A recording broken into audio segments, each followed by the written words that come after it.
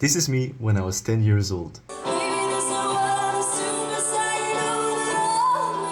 Okay, that was a lie. That isn't me. You see that girl in the back? You see that girl in the back? You see that girl in the back? Like, you see that girl in the back? Like, absolutely drooling over him? Oh my god.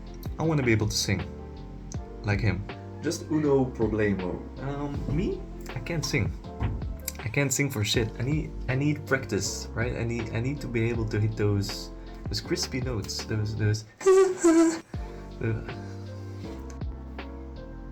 Well. Oh shit.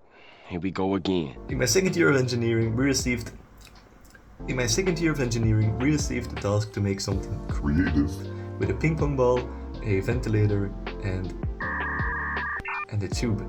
A tube. Can't forget the tube. You think what I'm thinking?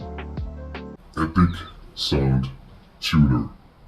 Pablo, how are you gonna make an epic sound tuner out of a tube by ventilator? Shut the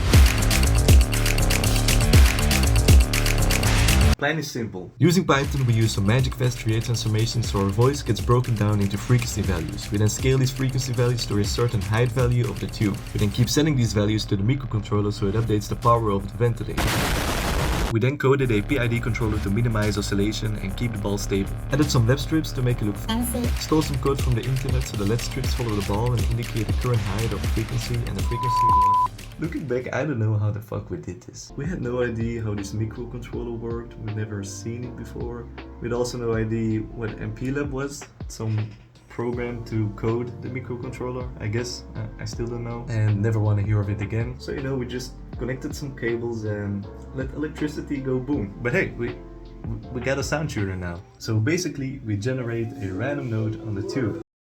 If you reach that note using our voice, it will turn green and another note will show up. Yeah, that's about it.